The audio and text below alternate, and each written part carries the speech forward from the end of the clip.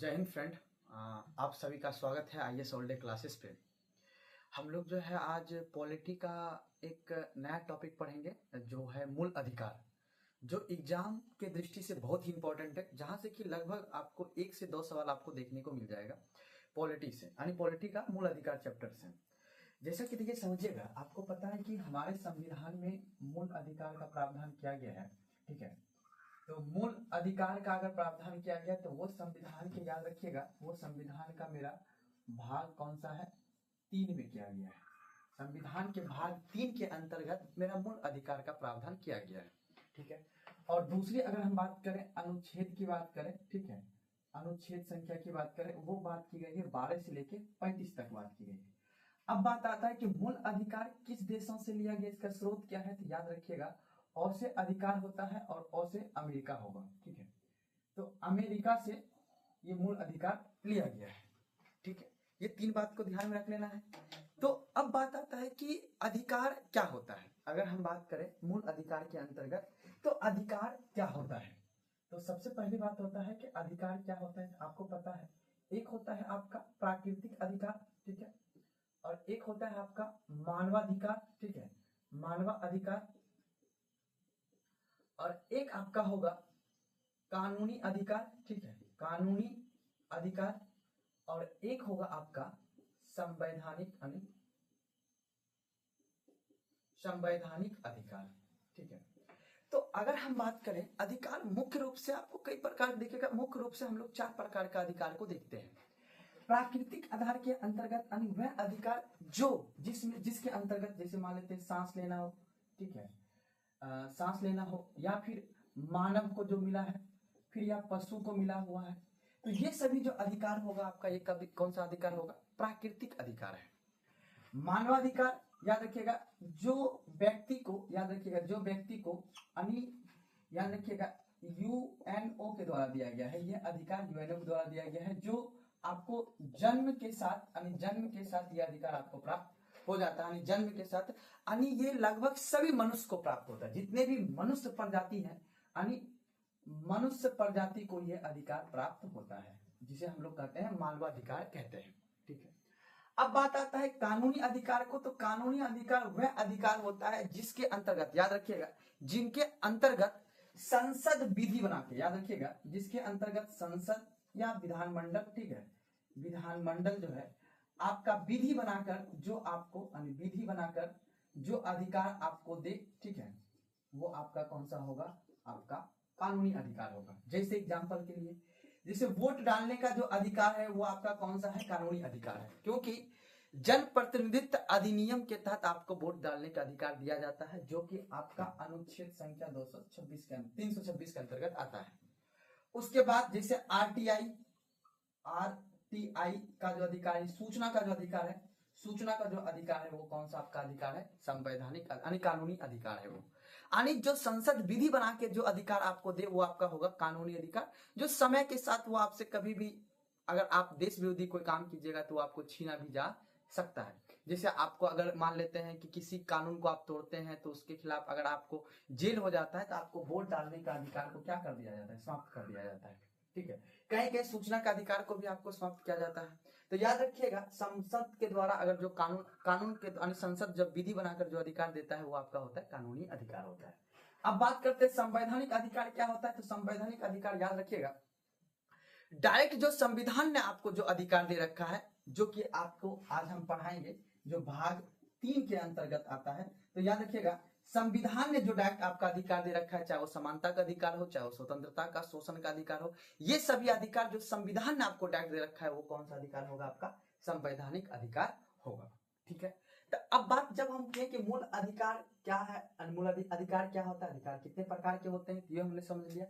अब बात देखिए समझिएगा यहाँ पे ध्यान से, अब बात आता है कि जो ये मूल अधिकार है, ये मूल अधिकार की पृष्ठभूमि क्या है, आखिर ये मूल अधिकार आया कब है।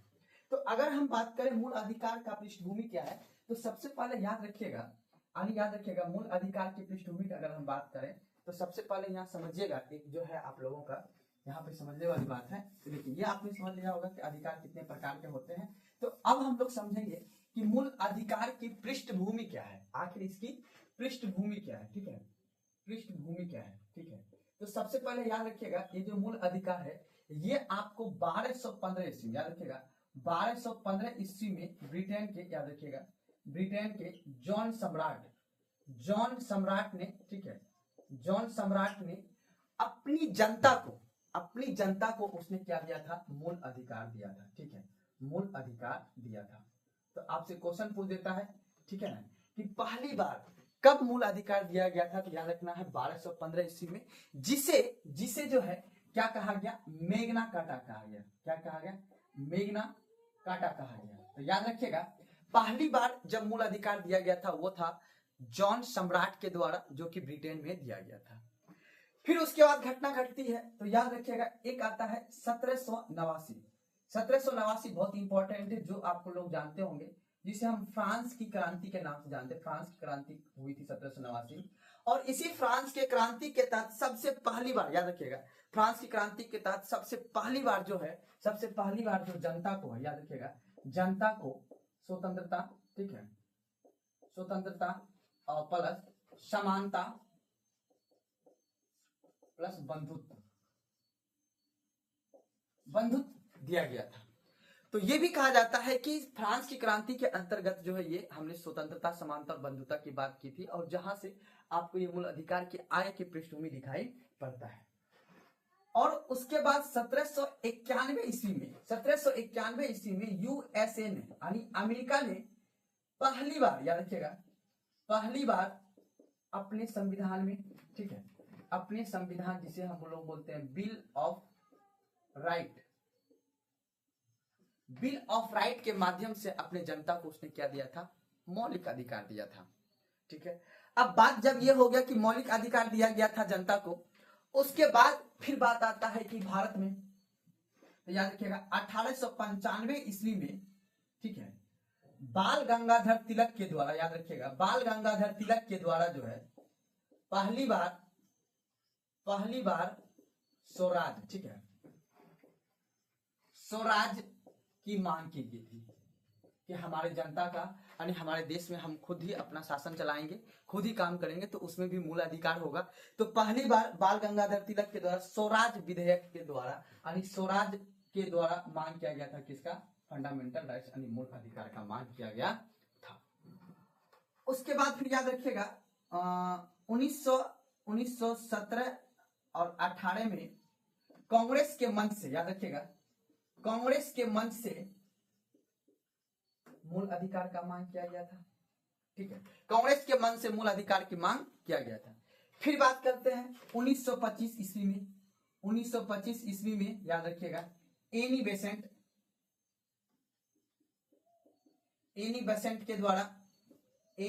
के द्वारा फंडामेंटल राइट्स का मांग किया गया था, ठीक है। और उसके बाद याद रखिएगा, उसके बाद जो याद रखिएगा 1928 ईस्वी में नेहरू रिपोर्ट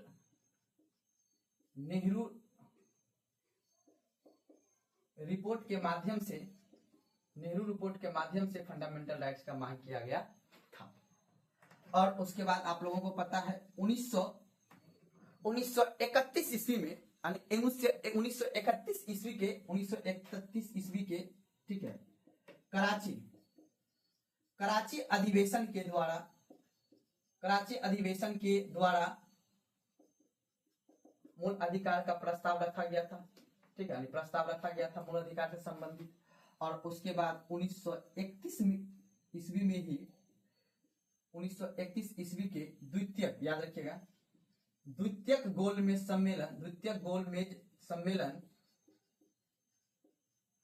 सम्मेलन के द्वारा गांधी जी, याद रखिएगा गांधी जी ने मूल अधिकार का क्या किया था, मांग किया था, ठीक है। और उसके बाद लास्ट में याद रखिएगा सप्रू कमेटी के द्वारा, याद रखिएगा कहा जाता है 1945 ईस्वी में सप्रू कमेटी के द्वारा संविधान सभा में, ठीक है, संविधान सभा में मूल अधिकार रखा गया था। तो ये था इसकी पृष्ठभूमि कि हमारे संविधान के अंतर्गत जो है मूल अधिकार का प्रावधान कैसे किया गया है। 1215 ईस्वी में पहली बार ब्रिटेन ने जॉर्ज पंचम ने जॉर्ज सम्राट ने अपने जनता को मूल अधिकार दिया था, जिसे हम लोग मैग्ना कार्टा के नाम जानते हैं। 1789 फ्रांस की क्रांति में मूल अधिकार, स्वतंत्रता, समानता और बंधुत्व की बात आई थी। और उसके बाद 1791 में अमेरिका के द्वारा बिल ऑफ राइट के माध्यम से जनता को मूल अधिकार दिया गया था। और उसके बाद भारत के अंतर्गत जो है आपने देखा 1895 में तिलक जी यानी बाल गंगाधर तिलक के द्वारा जो है पहली बार स्वराज विधेयक पास करके यानी विधेयक पारित करके फंडामेंटल राइट्स की मांग रखी गई थी। और उसके बाद जो है 1917-18 में कांग्रेस के मंच से भी फंडामेंटल राइट्स की मांग की गई थी। फिर 1925 में एनी बेसेंट के द्वारा फंडामेंटल राइट्स की मांग की गई थी। फिर 1918 के नेहरू रिपोर्ट में भी फंडामेंटल राइट्स की मांग की गई थी। फिर 1931 के कराची अधिवेशन के द्वारा फंडामेंटल राइट्स संबंधित प्रस्ताव को पारित किया गया था। और 1931 के द्वितीय गोलमेज सम्मेलन जो हुआ था, उस गोलमेज सम्मेलन में गांधी जी जो है ब्रिटेन में भी जाके भारतीय जनता के लिए मूल अधिकार का मांग किया था। अब बात आता है 1945 के सप्रू कमेटी के द्वारा संविधान सभा में मूल अधिकार को रखा गया था। ये था इसकी पृष्ठभूमि कि संविधान के अंतर्गत मूल अधिकार का पृष्ठभूमि क्या था। अब हम लोग समझेंगे कि जो हमारा संविधान के अनुच्छेद 12 से 35 है, ये क्या कहता है। आर्टिकल 12 से लेके 35 तक का क्या प्रावधान किया गया है, ठीक है।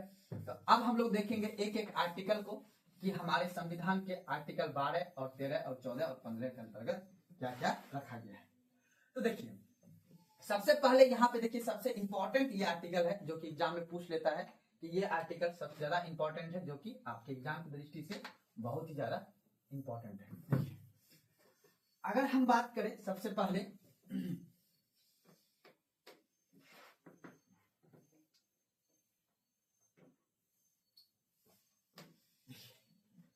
आपको पता ही है कि हमारे संविधान के अंतर्गत जो है मूल अधिकार की संख्या पहले कितना था 7, और वर्तमान में मूल अधिकार की संख्या कितने हैं तो 6 है। वर्तमान में मूल अधिकार की संख्या कितने हैं तो 6 किया गया है।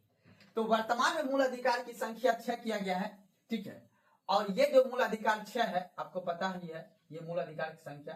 तो अगर जैसे आपसे पूछे कि मूल संविधान के अंतर्गत, याद रखिएगा मूल संविधान के अंतर्गत मूल अधिकार की संख्या कितने थे तो 7। वर्तमान में मूल अधिकार की संख्या कितने हैं तो आपको क्या बोलना है 6। अब कौन कौन से हैं मूल अधिकार तो उसको समझ लेना है। तो आखिर एक मूल अधिकार कौन सा कमा अगर हम बात करेंगे कि एक कौन सा मूल अधिकार कमा तो यहाँ पे देखिए समझिएगा, याद रखिएगा 44वें संविधान संशोधन, ठीक है 44वें संविधान संशोधन 1978। अगर हम 4+4 जोड़ेंगे तो लास्ट में 8 आता है। तो 44वां संविधान संशोधन 1978 में हुआ है। तो 44वां संविधान संशोधन 1978 के द्वारा अनुच्छेद संख्या 31 जिसे संपत्ति का अधिकार कहा जाता है, संपत्ति के अधिकार को हटा दिया गया।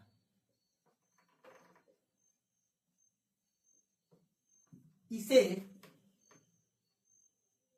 संविधान के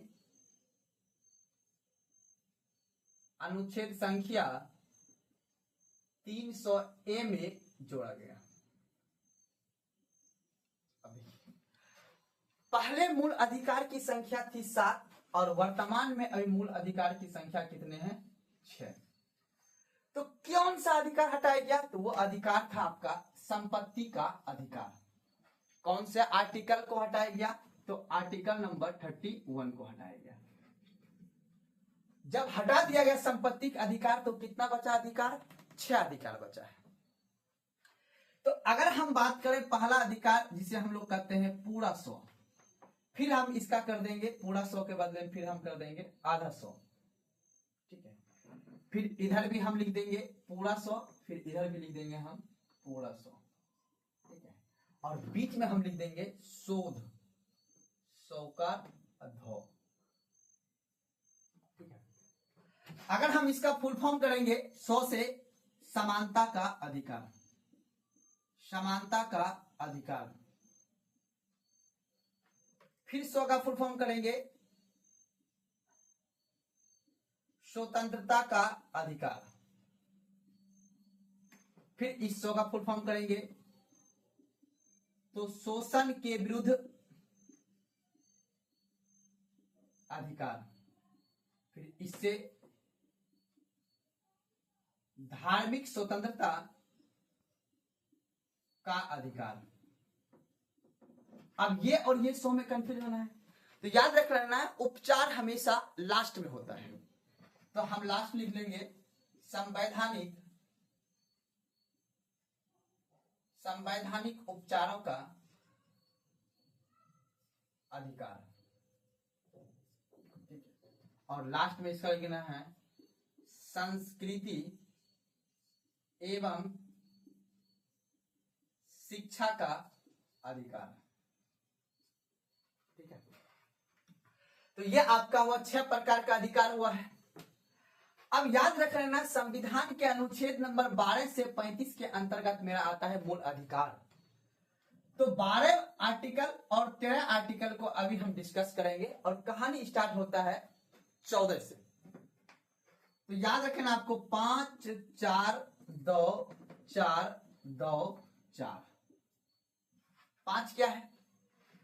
5 है आपको 14 से 14 उंगली पर 14 15 16 17 और 18, यानी 14 से लेके 14 अनुच्छेद से लेके 18 अनुच्छेद के बीच आएगा समानता का अधिकार। फिर 14 18 से फिर 4 लेना है, यहाँ पे स्वतंत्रता के नीचे 4 लिखा है तो 19 20 21 और 22। तो 19 से 22 के बीच क्या है? स्वतंत्रता का अधिकार। और यहाँ पे हो जाएगा 23 से 24 के बीच क्या हो जाएगा आपका? शोषण के विरुद्ध अधिकार। और 25 से 28 हो जाएगा आपका धार्मिक स्वतंत्रता। और 29 से 30 आपका हो जाएगा संस्कृति एवं शिक्षा का अधिकार। 31 हटा दिया गया है। 32 से लेके 35 तक आपका आ जाएगा संवैधानिक उपचारों का अधिकार। तो इस तरह से आपको 6 अधिकार दिया गया है। इन एक एक अधिकार को हम आगे की वीडियो में समझेंगे, लेकिन आज जो हम लोग समझेंगे कि आर्टिकल 12 और 13 के अंतर्गत क्या क्या दिया गया है। ठीक है, तो आर्टिकल 12 और 13 के अंतर्गत क्या क्या दिया गया है, ये आपके अधिकार प्रकार पता होना चाहिए, क्योंकि ये एग्जाम में पूछता है कि कौन से अधिकार कब था, यानी कौन स्वतंत्रता का अधिकार कितने से कितने आर्टिकल के बीच है, समानता का अधिकार कितने से कितने आर्टिकल के बीच है, ये आपको एग्जाम में पूछ देता है।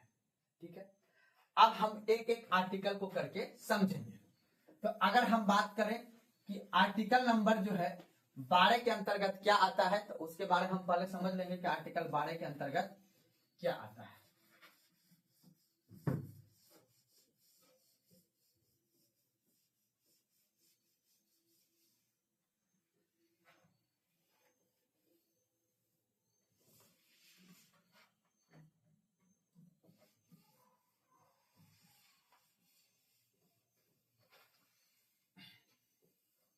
देखिए, अब देखिए समझिएगा यहाँ पे ध्यान से कि आखिर आर्टिकल जो मेरा 12 दे रखा है वो क्या कहता है। आर्टिकल 12, इसी को हम बोलते हैं अनुच्छेद 12। अनुच्छेद 12 कहता है राज्य शब्द को परिभाषित करता है। राज्य शब्द को परिभाषित करता है। आखिर जो ये राज्य है, ये राज्य क्या है, यानी कहने का मतलब है जो मेरा राज्य शब्द को क्या करता है, वो परिभाषित करती है। यानी राज्य क्या है, राज्य क्या है। याद रखिएगा, यही राज्य का जो परिभाषा होगा वही आर्टिकल आपका 36 में भी होगा। सिर्फ आर्टिकल 36 और 12 क्या ये परिभाषा होगा, बाकी में राज्य का ये परिभाषा नहीं होगा। तो राज्य क्या होगा? जो आपको मूल अधिकार देगा वही आपका क्या होगा? राज्य होगा। तो राज्य जो है वो 4 प्रकार के होंगे। पहला संसद एक राज्य होगा। दूसरा विधानमंडल, ठीक है। तीसरा स्थानीय निकाय, और चौथा होगा निजी प्राधिकरण।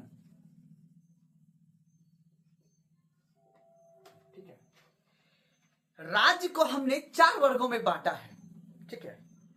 अब एक संसद, एक विधानमंडल, एक स्थानीय निकाय और एक निजी प्राधिकरण, ठीक है। अब संसद के अंतर्गत मूल अधिकार का जो प्रोटेक्ट करेगा, जैसे राष्ट्रपति हो गया, ठीक है, प्रधानमंत्री हो गया, उसके बाद मंत्री परिषद हो जाएंगे, ये सभी क्या कहलाएंगे? राज्य कहलाएंगे। विधानमंडल के अंतर्गत भी जैसे राज्यपाल हो गए, सीएम हो गए, मंत्री परिषद हो गए, ये सभी क्या कहलाएंगे? राज्य कहलाएंगे। स्थानीय निकाय के अंतर्गत क्या आएगा? ग्राम पंचायत, नगर पालिका, नगर निगम, ये सभी क्या होंगे? राज्य।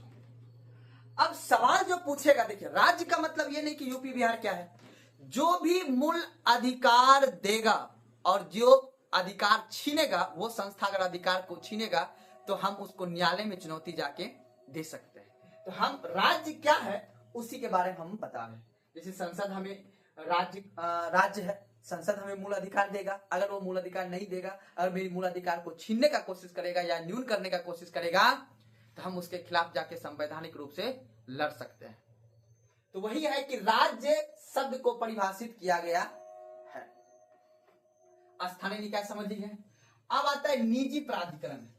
निजी प्राधिकरण में याद रखिएगा, जो भी यानी जो किसी कोई अधिकार देगा वो क्या हो जाएगा? आपका राज्य हो जाएगा। जैसे सबसे इंपॉर्टेंट है LIC, है ये प्राइवेट, लेकिन ये भी जनता को क्या देता है? अधिकार देता है। अगर ये संस्था भी अगर अधिकार यहाँ देगा और लेकिन ये अधिकार को छीनने का काम करेगा तो इसके खिलाफ हम कोर्ट में चुनौती दे सकते हैं।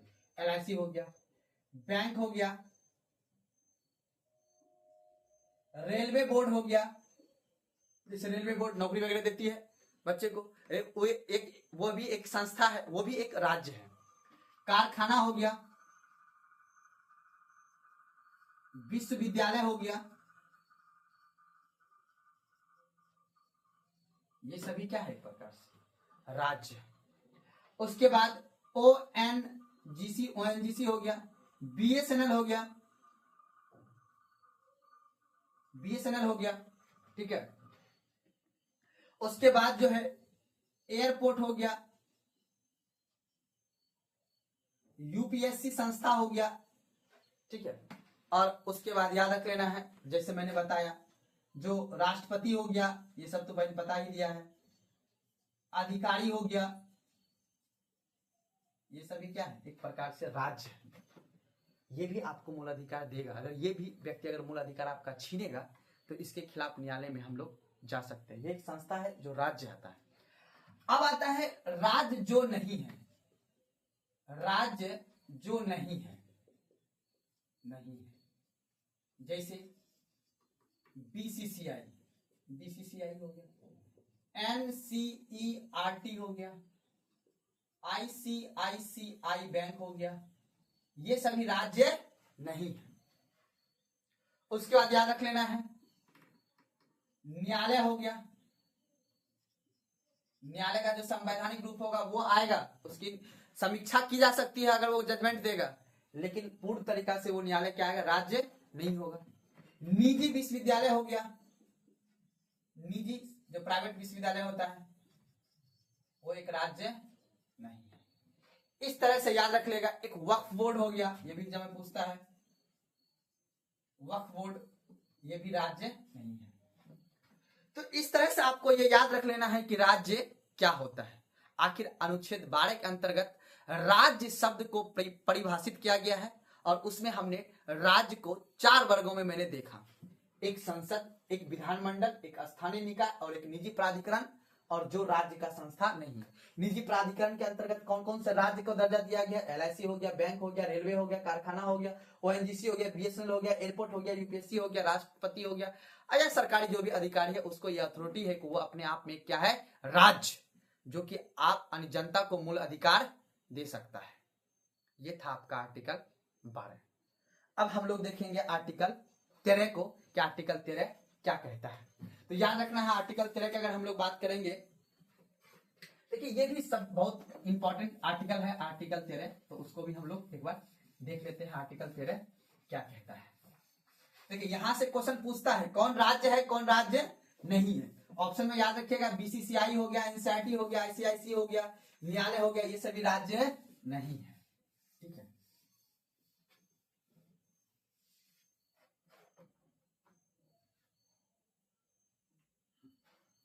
अब याद रखना है आर्टिकल 13।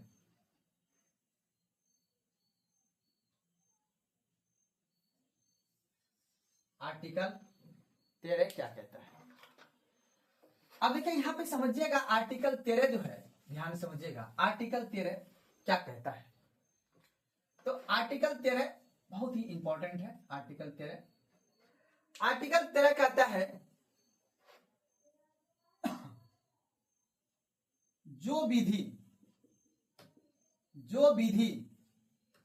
याद रखिएगा, जो विधि या जो कानून, जो विधि या ब्रैकेट में कानून मूल अधिकार को, फंडामेंटल राइट्स को कम करता हो या फंडामेंटल राइट्स के विपरीत हो वह विधि शून्य हो जाएगा या अल्पीकृत हो जाएगा। अगर संसद या विधानमंडल को ऐसा कानून बनाता है जिससे कि मेरा मूल अधिकार, जनता के मूल अधिकार या कम होता हो या छीना जा रहा हो, तो वह विधि जो है आपका क्या हो जाएगा, शून्य हो जाएगा। तो अर्थात हम कह सकते हैं कि आर्टिकल 13 जो है 13 जो है हम लोग को मूल अधिकार की सुरक्षा करता है। क्योंकि कोई भी अगर संसद या विधानमंडल कोई भी ऐसा विधि लाती है जो हमारे दिए गए जो मूल अधिकार है संविधान में, उसको अगर कम करेगा, उसको छीनने का प्रयास करेगा, तो वह जो विधि जो बना रही है वो विधि क्या हो जाएगा, शून्य हो जाएगा। ऐसा कौन कहता है, आर्टिकल 13 कहता है। ठीक है, अब आता है 13 क्लॉज 1, ये भी इंपॉर्टेंट है। आर्टिकल का 13 क्लॉज 1 ये क्या कहता है। देखिए सारी बात संविधान सभा समझती थी कि आगे अगर कोई परिस्थिति, अगर कोई ऐसा आ जाए जो कि मूल संविधान को तोड़ रहा हो या मूल अधिकार को जो तोड़ रहा हो या कम कर रहा हो, वो सीधा हम बात खुल के लिख देते हैं। तो आर्टिकल के क्लॉज यानी आर्टिकल 13 के क्लॉज 1 में कह दिया फिर से कि संविधान लागू होने से पूर्व का संविधान लागू कब हुआ था, 26 जनवरी 1950। ठीक है, 26 जनवरी 1950 के संविधान लागू होने से पूर्व ऐसी विधि कोई विधि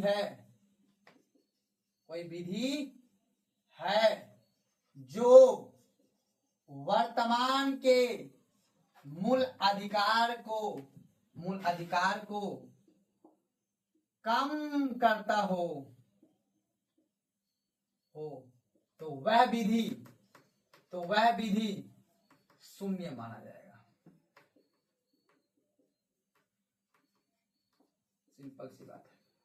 यानी मान लेते हैं कि संविधान लागू होने से पूर्व अगर कोई ऐसा विधि चलता आ रहा है जो वर्तमान में जो संविधान सभा ने जो मूल अधिकार दिया है, वो अधिकार को अगर छीन रहा है वो विधि, तो वह भी विधि क्या हो जाएगा, शून्य हो जाएगा। अर्थात वो विधि क्या हो जाएगा, शून्य हो जाएगा। वो कानून क्या हो जाएगा, शून्य हो जाएगा। तो संविधान लागू होने से पूर्व अगर कोई ऐसा विधि पहले से चलता आ रहा है या पहले कोई विधि बना दिया गया है जो वर्तमान के मूल अधिकार को शून्य कर रहा हो, तो वह विधि क्या हो जाएगा, शून्य हो जाएगा।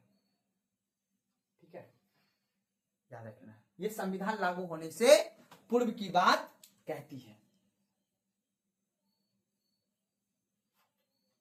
कोई दिक्कत नहीं। अब हम बात करेंगे आर्टिकल 13 का क्लॉज 2 के बारे में। ये क्या कहता है, देखिए ये कहता है संविधान लागू होने के बाद संविधान लागू होने के बाद, अर्थात संविधान लागू हुआ 26 जनवरी 1950 को, तो 1950 के बाद ऐसी कोई विधि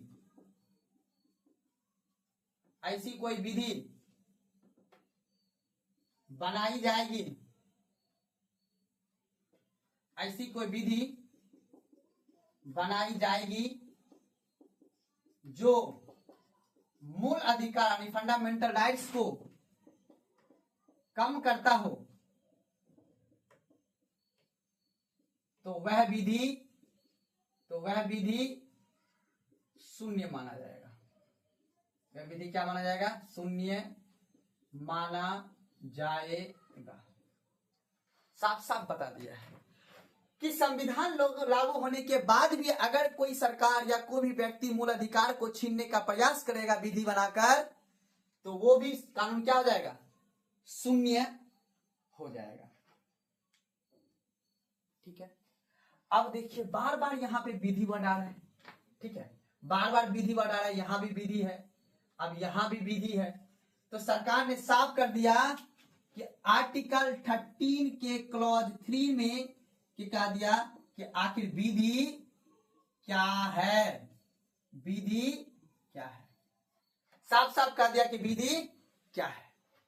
तो विधि याद रखिएगा, एक होता है अस्थाई विधि, याद रखिए, संसद या विधानमंडल, संसद या विधानमंडल अगर कोई विधि बनाती है तो वो क्या हो जाएगा? अस्थाई विधि हो जाएगा। उसके बाद एक होता है अस्थाई विधि, तो आप याद रखिएगा, राष्ट्रपति एवं राज्यपाल अध्यादेश जारी करके, याद रखिएगा, अध्यादेश जारी करके विधि बना सकता है। क्या कर सकता है? विधि बना जा सकता है। तो याद रख लेना है विधि क्या है, आखिर कानून क्या है, वो क्लॉज 3 में दिया गया है। अब हम बात करेंगे किस चीज का? आर्टिकल क्लॉज 13 का 4। ये सबसे इंपॉर्टेंट आर्टिकल है जो कि आपके एग्जाम में पूछा जाता है। तो याद रखिएगा, ये क्या गया आपका, ये मूल संविधान नहीं था, ये 24वें संविधान संशोधन 1971 में जोड़ा गया है, जो कि केशवानंद भारती केस के द्वारा, केशवानंद भारती केस के द्वारा इसे जोड़ा गया। ये कह रहा है कि संशोधन किया जा सकता है, यानी कह रहा है कि संसद, ये कह रहा है कि संसद जो है, याद रखिएगा, संसद विधि बनाकर मूल अधिकार को कम कर सकता है, कम कर सकता है। किंतु मूल अधिकार के मूल संरचना में संशोधन नहीं कर सकता है, संशोधन नहीं कर सकता है।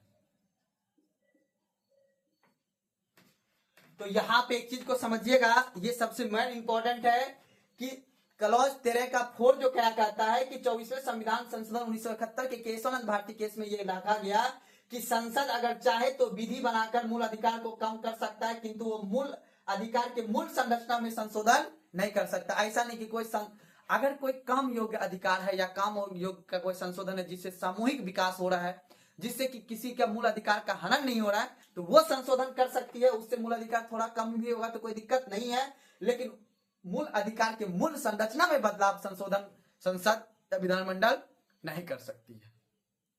ये था आपका आर्टिकल 13।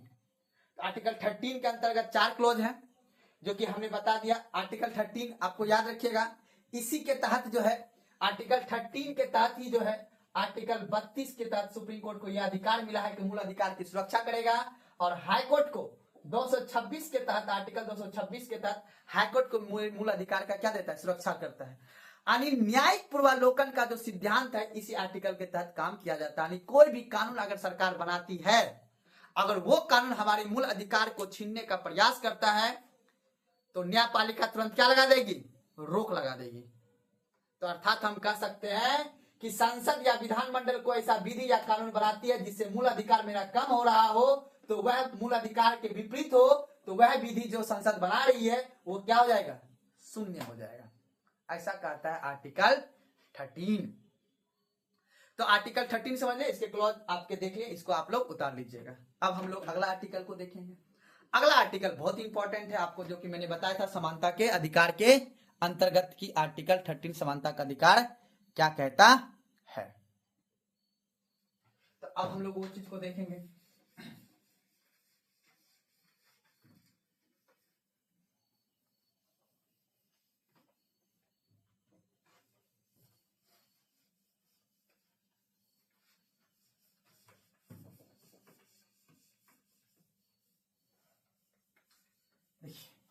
बहुत अच्छी चीजें हैं आर्टिकल 14 भी। आर्टिकल 14 को अगर हम देखें तो आर्टिकल 14 जो कि मैंने अभी जस्ट बताया कि जो अब 12 और 13 के बाद जो है, अब ये राज्य क्या होता है, राज्य मूल अधिकार आपको देगा, ठीक है, ये डिसाइड कर दिया आर्टिकल 12। आर्टिकल 13 कहता है अगर कोई मूल अधिकार छीनेगा तो उसका प्रोटेक्शन करेगा कौन, और इसको संरक्षण कौन देगा? वो देगा सुप्रीम कोर्ट आर्टिकल 32 के द्वारा, और आर्टिकल 226 के द्वारा देगा मेरा कौन? High court. तो राज्य आपको देगा मूल अधिकार आर्टिकल 12। आर्टिकल 13 जो है, अगर संसद या विधानमंडल को ऐसा विधि बनाता, नहीं राज्य अगर कोई ऐसा विधि बनाता है जिससे मेरा मूल अधिकार कम हो रहा हो या छीना जा रहा हो, तो वो विधि ऑटोमेटिक क्या हो जाएगा? शून्य हो जाएगा। 12 और 13 हमने समझ लिया। अब हम बात करते हैं अगला आर्टिकल, वो है 14। क्योंकि आपको पता है समानता के अधिकार के अंतर्गत हमारा 4 आर्टिकल है, 14, 15, 16 और 17 और 18। तो आज हम लोग देखेंगे अभी आर्टिकल 14 क्या है, ठीक है। आर्टिकल 14, तो आर्टिकल 14 देखिए बहुत ही अच्छी बातें हैं इसमें दिया हुआ। इसमें यह कह रहा है राज्य यानी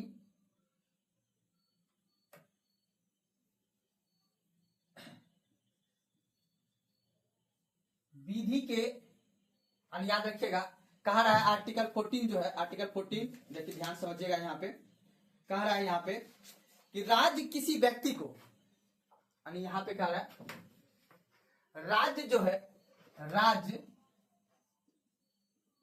किसी व्यक्ति को कानून से ऊपर नहीं समझेगा। यानी विधि के समान समता की बात की, विधि के समान समानता की बात की गई है। तो राज्य किसी व्यक्ति को, याद रखिएगा, विधि के समान समानता, और दूसरा है विधि के समक्ष संरक्षण। दो बातें, इन दोनों से वंचित नहीं किया जाएगा, वंचित नहीं किया जाएगा। तो राज्य किसी व्यक्ति को विधि के समान समानता से और विधि के समकक्ष या विधि के समान संरक्षण से वंचित नहीं करेगा, ऐसा कहता है आर्टिकल 14। अर्थात यहां से हम लोग का दो बात निकल के आया कि एक बात यह निकल के आया कि विधि के समान समानता, यानी विधि के समान समानता, और दूसरा बात आया विधि के समान संरक्षण। हमारे देश में दो तरह की कानून बनाए गए आर्टिकल 14 के तहत। आर्टिकल 14 के कहा गया कि विधि के समान समानता, कोई भी व्यक्ति कानून के नजर में क्या है, सब बराबर है, लेकिन उसी कानून में किसी को संरक्षण भी दिया गया है। तो विधि के समान समानता जो है वो ब्रिटेन से हमने लिया है, ठीक है, ये कहां से लिया मैंने? ब्रिटेन से। और विधि के समान संरक्षण जो हमने कहां से लिया है? अमेरिका से लिया गया है। बात को याद रखिएगा, पूछता है एग्जाम में कि विधि के समान संरक्षण का प्रावधान हमने कहां से लिया है, तो अमेरिका से लिया है, और विधि के समान समानता मैंने कहां से लिया है, तो ब्रिटेन से लिया है। अब ये जो है नकारात्मक है, नकारात्मक है, और ये जो है सकारात्मक है। अभी समझाते हैं कैसे होगा सकारात्मक। अब ये कह रहा है, ये आर्टिकल में जो कह रहा है, ये बातें बहुत इंपॉर्टेंट है, यहां पे समझिएगा ध्यान से कि कानून यानी कोई भी व्यक्ति जो है, ये विधि के समानता में कह रहा है, कोई भी व्यक्ति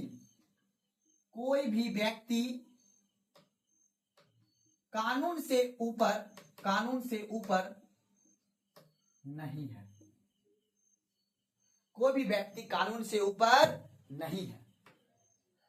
अर्थात सभी व्यक्तियों के लिए, याद रखिएगा, अर्थात सभी व्यक्तियों के लिए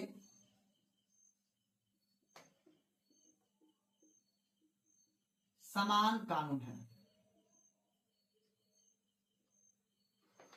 ये कहता है विधि के समान समानता की बात। अगर हम करेंगे विधियों के समान संरक्षण की बात, तो विधियों के समान संरक्षण कहां से लिया गया है, तो अमेरिका से लिया गया है, और ये एक सकारात्मक परिस्थिति। ये कह रहा है कि अलग परिस्थितियों के साथ, अलग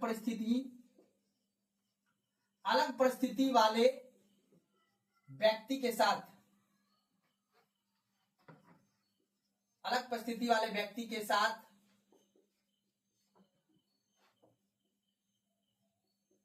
अलग तरह का कानून होगा। अर्थात असमान व्यक्ति के साथ असमान कानून तथा समान व्यक्ति के साथ समान कानून। बहुत अच्छी बातें कही गई है कि समान व्यक्ति के साथ, जो समान पृष्ठभूमि का व्यक्ति होगा उसके साथ समान तरह का कानून होगा। पृष्ठभूमि अर्थात मतलब समान तरह का व्यक्ति होगा उसके साथ समान होगा, और समान तरह का व्यक्ति होगा तो असमान होगा। क्योंकि हमारे देश में कई तरह का व्यक्ति है, कोई अमीर व्यक्ति है तो कोई गरीब व्यक्ति है। अमीर व्यक्ति को कानून में संरक्षण दिया जाएगा, उसको कहीं कहीं उसकी ऐसी परिस्थितियां नहीं होती है जिससे कि वो आम जनता की तरह घूम सके, चाहे वो बड़े बड़े हमारे यहाँ के उद्योगपति गौतम अडानी, अनिल अंबानी, या हमारे लीडर अपोजिशन, या कोई भी बड़े बड़े नेता हो, वो असमान व्यक्ति नहीं हो, समान व्यक्ति नहीं होते हैं। इसके लिए उसे कानून में हमें क्या देना पड़ेगा, संरक्षण देना पड़ेगा। जैसे एग्जाम्पल के लिए अपवाद है हम लोग संविधान में, वो है कौन, राष्ट्रपति। कौन है, राष्ट्रपति प्लस राज्यपाल। इसे अनुच्छेद 361 के तहत विशेषाधिकार प्राप्त है।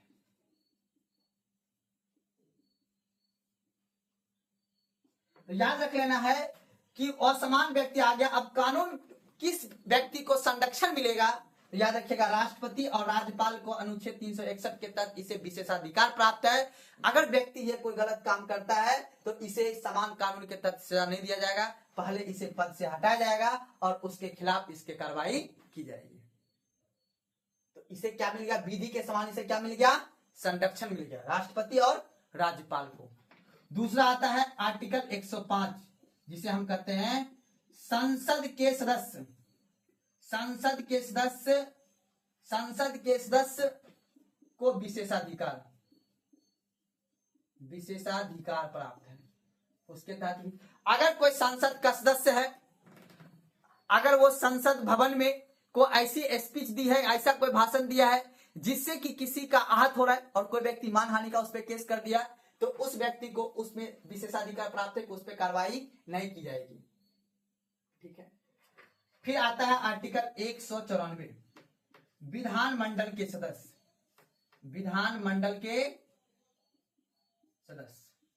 अब जो विधानमंडल के सदस्य को क्या मिला हुआ है, विशेषाधिकार प्राप्त है। ठीक है, इस व्यक्ति को भी प्राप्त है, विधानमंडल के सदस्य को। अब याद रखिएगा, फिर उसके बाद जो अन्य देश के राजदूत प्लस हमारे देश के राजदूत को विशेषा प्राप्त है, विशेषाधिकार, उसे भी विधि के समक्ष संरक्षण मिला हुआ है। ठीक है, तो याद रख लेना है, उसे भी क्या मिला हुआ, विधि के समक्ष विशेषाधिकार मिला हुआ है।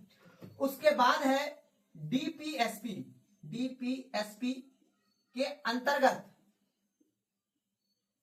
अनुच्छेद 39, याद रखिएगा, इसके अंतर्गत जो है, इसके अंतर्गत ध्यान समझिएगा, इसके अंतर्गत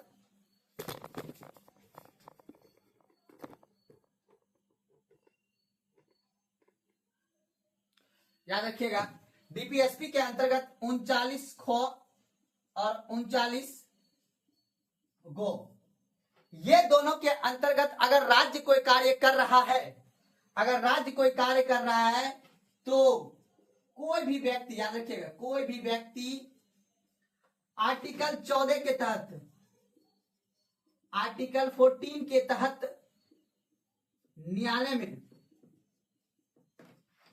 में चुनौती नहीं दे सकता है।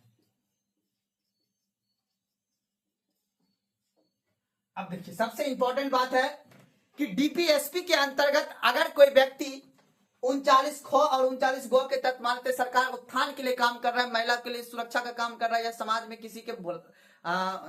किसी के अच्छाई के लिए काम कर रहा है, तो कोई व्यक्ति ये नहीं कह सकता है कि आर्टिकल 14 के तहत उसे न्यायालय में चुनौती दे सकता है कि नहीं, जब कानून की नजर में सब बराबर है तो सबके लिए योजना बनना चाहिए। नहीं, सरकार वो अपने दिमाग से, अपने हिसाब से वो योजना बनाएगी और उस योजना के तहत जो है हर किसी व्यक्ति, जिस व्यक्ति को लाभ दिया जाएगा, कोई भी व्यक्ति ये 14 के खिलाफ नहीं जा सकता है न्यायालय में कि हमें भी, हम जब कानून की नजर में बराबर है तो हमें भी सुरक्षा दिया जाना चाहिए।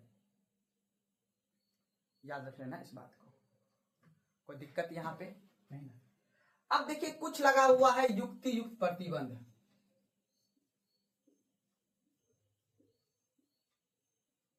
युक्ति युक्त प्रतिबंध, राज्य चाहे, याद रखिएगा, युक्ति युक्त प्रतिबंध का मतलब हुआ राज्य चाहे, तो याद रखिएगा, राज्य चाहे भौगोलिक आधार पर भेदभाव कर सकता है कानून में। जैसे मान लेते हैं सेना के जो लोग होते हैं, हाइट में उसे छूट दिया जाता है तो भेदभाव हो गया उसके आधार पे। आय की असमानता पर, आय की असमानता पर, आय ज्यादा जो टैक्स जमा करता है उसको थोड़ा कानून में छूट देते हैं, मतलब ये नहीं कि वो गलत काम करेगा तो उसको छूट मिलेगा, लेकिन उसको सुरक्षा दिया जाएगा, उसका मुहैया कराया जाएगा, तो उसको आय की समानता पे।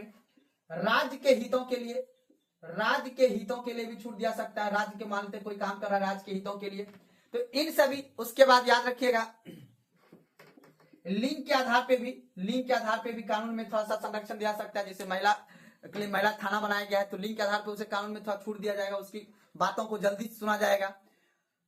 तो ये था आपका आर्टिकल 14। एक बार मैं फिर से बता देता हूं, राज्य किसी व्यक्ति को विधि के समान समानता और विधि के समान संरक्षण से वंचित नहीं करेगा। राज्य का ये जिम्मेदारी है कि सभी व्यक्ति को कानून में बराबर रखें। तो इस कानून में बनाने के लिए मैंने दो तरह का कानून है, विधि के समान समानता और विधि के समान संरक्षण। विधि के समान समानता मैंने ब्रिटेन से लिया है और विधि के समान संरक्षण मैंने अमेरिका से लिया है।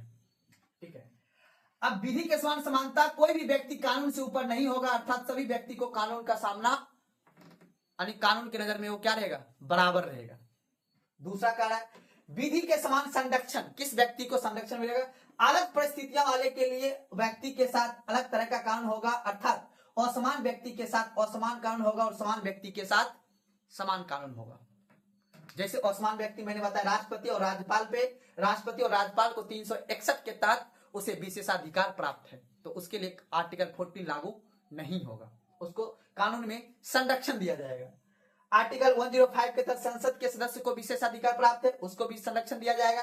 आर्टिकल 194 के तहत विधानमंडल के सदस्य को भी विशेषाधिकार प्राप्त है, और उसके बाद अन्य देश के राजदूत और हमारे देश के राजदूत को भी विशेषाधिकार प्राप्त है। और याद रखना, यूएनओ के जो प्रतिनिधि होते हैं उसको भी विशेषाधिकार प्राप्त है। उसके बाद है डीपीएसपी के अंतर्गत अनुच्छेद 39 ख और 39 ग के तहत अगर सरकार कोई योजना बनाती है, कोई काम करती है, तो उसे आर्टिकल 14 के तहत कोई भी व्यक्ति जाके न्यायालय में चुनौती नहीं दे सकता है। ये था आपका अपवाद। एक और है आर्टिकल 31 का सी आखिरी कहा जाता है, जहां पे आर्टिकल 31 का सी आता है वहां पे आर्टिकल 14 स्वतः खत्म हो जाता है। ये भी तो याद रखना है, जहां आर्टिकल 13 सी आएगा, 31 सी आएगा, वहां से ऑटोमेटिक 14 क्या हो जाएगा, खत्म हो जाएगा। तो ये था आपका आर्टिकल 14। ठीक है, अब हम लोग जो है आगे की क्लास में हम लोग जो है एक टॉपिक देखेंगे आर्टिकल 15 से 16, 17, 18 और 18 तक देखेंगे। तो आज मैंने देखा आर्टिकल 12, 13 और 14। ठीक है, मूल अधिकार क्या होते थे। आई होप कि अच्छा लगा होगा। आगे की वीडियो में हम लोग आर्टिकल 15, 16, 17 और 18 को देखेंगे। धन्यवाद।